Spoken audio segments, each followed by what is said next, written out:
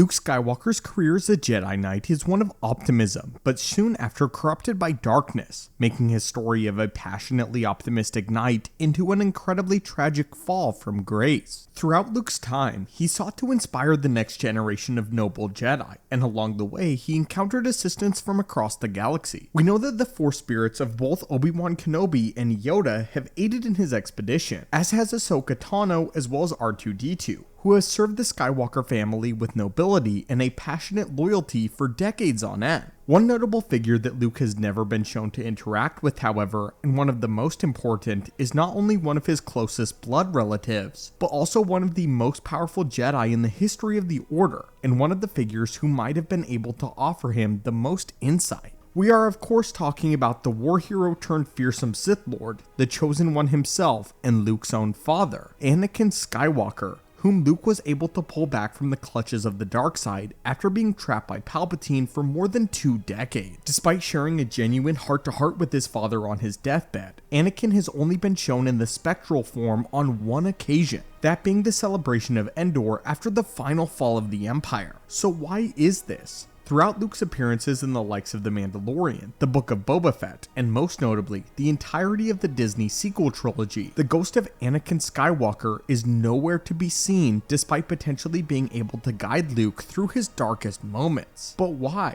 Why hasn't Anakin offered his son any semblance of insight or inspiration despite seeing him fall so far down his own dark path? Well, today, students of the Force and acolytes of the galaxy, let's explore why Anakin Skywalker has never been shown to speak with Luke. The official canon explanation that we'll be covering today comes from the novel titled Shadow of the Sith by Adam Christopher, which is a new release from Lucasfilm. The novel takes place before the events of the sequel trilogy and is currently stated to be canon under the new Disney timeline. In the novel, it is explained that Luke conducted vast amounts of research into the fabled planet known as Exegol, one of the deepest hubs of darkside energy to exist in the entire Star Wars mythos. Luke, along with Lorsan Tekka, who was killed in the opening moments of The Force Awakens, and is a Jedi expert, sought to find the nexus of darkness of Exegol, and finally uncover the secrets of the ancient Sith which predated his father as well as Sidious, hoping to gain a deeper understanding of how the dark side operated and how it works in order to prevent it in the future. Given Exegol's inherently elusive nature, Luke was never able to find the planet itself in a physical form, but that didn't stop him from seeing the homeworld of the Sith.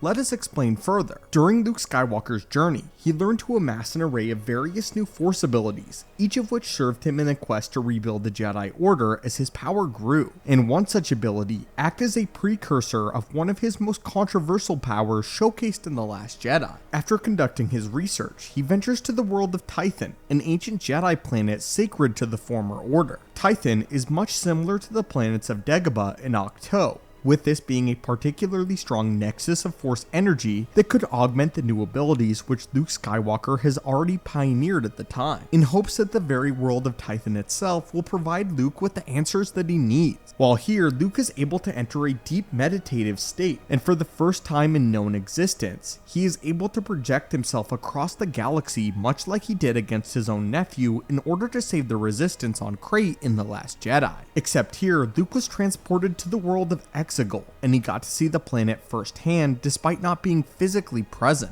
What makes Exegol different, however, is how deeply saturated it was with the dark side of the Force, which began to affect Luke even while in a spectral form, and not physically present on the planet. The physical manifestation of this battle was that Luke soon came under attack by the spirits of the ancient Sith and phantasmic heralds of the dark side, being forced to fend them off with the extent of his power in the light. These spirits did not exist in any physical form either, and were speculated by Luke to instead have been raw manifestations of darkside energy that sought to attack this intrusive light side wielder, believing Luke to be an invader of their sacred world. What's particularly interesting about this encounter, however, is that Luke is being overrun by the wraiths of the Sith. The Force ghost of Anakin Skywalker, though, is able to step in and save his son from these Sith phantoms, with this being a major moment for the Chosen One. This is likely due to the inherent connection with the dark side, and is a direct result of his career as Darth Vader, as this is why Anakin is able to manifest himself here. which explains why the likes of Obi-Wan and Yoda were unable to interfere with this conflict with Luke and the Sith Wraith. Since Anakin spent so much of his life as the fearsome Sith tyrant, he is able to manifest himself on the world of Exegol, a dark side nexus, and a nexus for the very energies of the dark side itself. But this part is speculation as of now on our behalf, and has yet to be formally confirmed. But it makes sense why Anakin would be able to venture on the planet, and the likes of Yoda and Obi-Wan could not help Luke.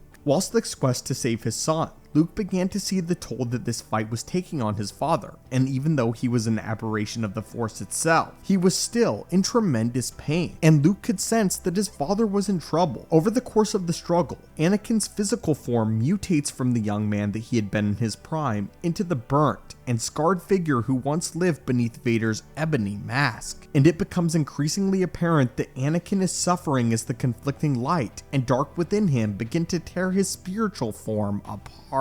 The exact quote from the novel is as follows: "The look on Anakin's face made Luke's blood run cold. His father looked painted, no, worse, in agony, and Luke didn't know if this was even possible. Anakin was one with the Force now, and yet he was in trouble. His spirit flickered, faded, and then flickered again." So what exactly does this mean? We know that Anakin's spirit did not die during this encounter, as evidenced by his voice being present in The Rise of Skywalker. It seems evident though that his ability to even appear was drastically weakened by this encounter on Exegol, and that the Sith Phantoms actually took their effect on Anakin. Throughout the remainder of the saga, Anakin is never seen in a physical form, and it might very well be explained that this ability to form a physical body was damaged by his last-ditch effort to save his son from the clutches of the very world of Exegol, hindering his ability to exist in the physical form, much like how Qui-Gon Jinn is notably interpreted as a diminished voice and has rarely ever been shown to be a physical Force ghost. If he had been able to speak to Luke, he could have offered substantial insight to Luke in regards to Palpatine's cloning experiments and the whereabouts of his Sith Wayfinders, which could have ultimately allowed Luke to find Palpatine on Exegol, but his absence left Luke to stew in his exile. Perhaps though, it was this single moment where Anakin Skywalker appeared to save his son outright, and yet severely diminished his power to appear as a Force ghost that is a key contributor to why he did not. Of course, we know that Anakin Skywalker did not appear in The Rise of Skywalker as a Force ghost, as many speculated that he might.